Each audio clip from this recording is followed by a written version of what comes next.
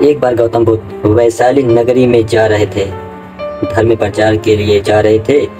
जब यह नगरी के बीचों बीच गुजर रहे थे तो उन्होंने देखा कि कुछ सैनिक तेजी से भागती हुई एक लड़की का पीछा कर रहे हैं। वह बहुत ही डरी हुई लड़की है और एक कुएं के पास जाकर खड़ी हो जाती है।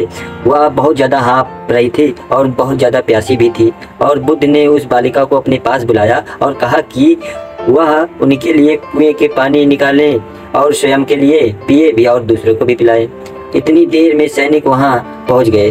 बुद्ध ने उस सैनिक को हाथ के संकेत से रुकने को कहा और उनकी बात पर कन्या ने कहा कि बोली, महाराज, मैं एक अछूत कन्या हूँ, मेरे कुएं से पानी निकालना जल दूषित हो जाएगा।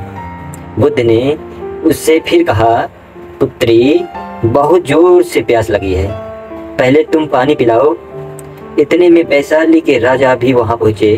उन्होंने बुद्ध को नमन किया और सोने के बर्तन में केवड़े और गुलाब का सुगंधित पानी को पीने के लिए पेश किया, लेकिन उसने उसे लेने का इनकार कर दिया। बुद्ध ने एक बार बालिका से पुनः बात को दोहराई। इस बार बालिका ने साहस बटोर कर कुएं से पानी निकालकर स्वयं भी पिया और दूसरों को भी पिलाया और गौतम बुद्ध भी पिए। और पानी पीने के बाद बालिका से भय का कारण पूछा और कन्या ने बताया, मुझे संयोग से राजा के दरबार में गाने का अवसर मिला था। राजा ने मेरा गीत सुना और माला को पुरस्कार में दिए, लेकिन उन्हें किसी ने बताया कि मैं एक अछूत कन्या हूँ। यह जानते भी उन्होंने अपने सैनिकों को मुझे कैद खाने में डाल देने का आदेश दिया।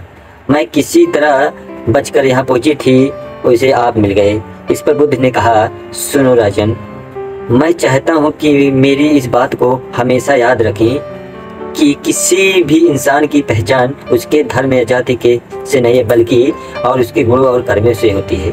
जिस बालिका के मधुर कंठ से निकले गीत का अपने आनंद उठाया, उसे पुरस्कार दिया। जिसके कार्य इतना अच्छा है वह अछूत हो ही नहीं सकती।